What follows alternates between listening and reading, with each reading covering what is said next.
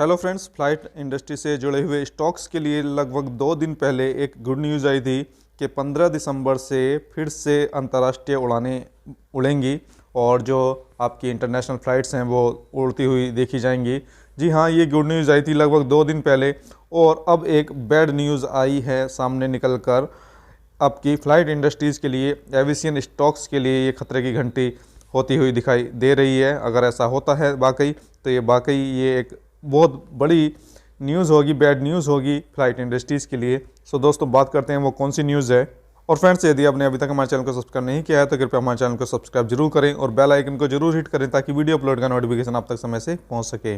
सो दोस्तों, जैसा कि आप जानते हैं, साउथ अफ्रीका में कोरोना का नया वेरिएंट सामने आया जिसका नाम दिया गया है ओमिक्रॉन। सो ये इतना तेज है, जो पहले वाला इसका वेरिएंट था उससे लगभग 7 गुना तेज है। जी हाँ, 7 गुना तेज़ी से ये फैलता है। और इसी के चलते क्या हुआ, यस्टरडे यानी कि कल आपकी नरेंद्र मोदी जी की एक हाई लेवल मीटिंग हुई अफसरों के साथ में।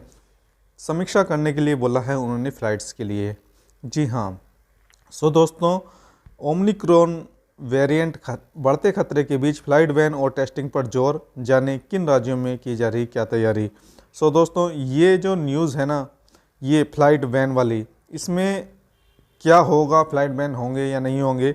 लेकिन आपको जैसा कि पता है, 14 जो कंट्रीज़ हैं, 14 जो देश हैं जो रिस्क वाले हैं, जहाँ से रिस्क पैदा हो सकता है ओमिक्रॉन वेरिएंट का, सो वहाँ पर तो बैन है ही।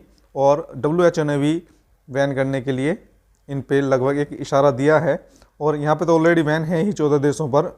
सो फ्रेंड्स, इस मीटिंग में मोदी जी ने क्या कहा, उन्होंने ये कहा कि आपको अधिक ज़्यादा सतर्क रहने की ज़रूरत है, अलर्ट रहने की ज़रूरत है और मास्किंग और जो सोशल डिस्टेंसिंग जैसी सावधानियां हैं उनको बरतने की आवश्यकता है। और उन्होंने जोर दिया आपका अंतर्राष्ट्रीय आगमन की निगरानी की आवश्यकता पर भी प्रकाश डाला।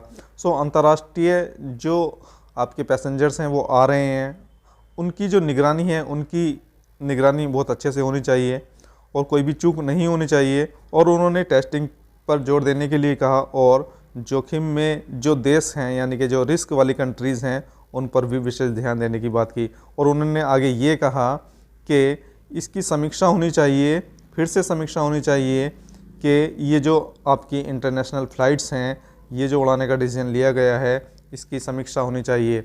और अब देखने वाली बात ये होगी कि अगर अंतर्राष्ट्रीय उड़ानों से संबंधित एक समीक्षा बैठक होती है तो उसमें क्या डिसीजन निकल कर आता है। लेकिन जिस तरह से अगर हम बात करें पूरे विश्व में, पूरे देश में एक पैनिक क्रिएट हुआ है कोरोना के नए वेरिएंट के चलते, उससे तो साफ स्पष्ट यही लग रहा है कि एक बार फिर आपका इंटरनेशनल फ़्लाइट्स के ऊपर ख़तरा मंडराता हुआ दिखाई दे रहा है।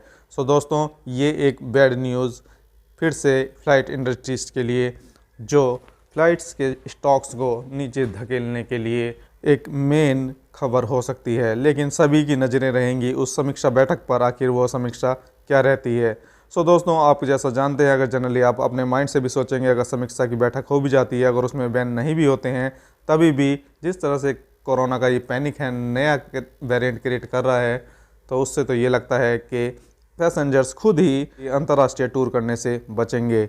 सो दोस्तों, मुझे लगता है कि ये एक बैड न्यूज़ अंतर्राष्ट्रीय फ़्लाइट से संबंधित और फ़्लाइट्स स्टॉक से संबंधित। सो फ्रेंड्स, जुड़े रहिए हमारे साथ और हमारे चैनल को सब्सक्राइब जरूर करें और वीडियो देखने के लिए बहुत बहुत धन्यवाद।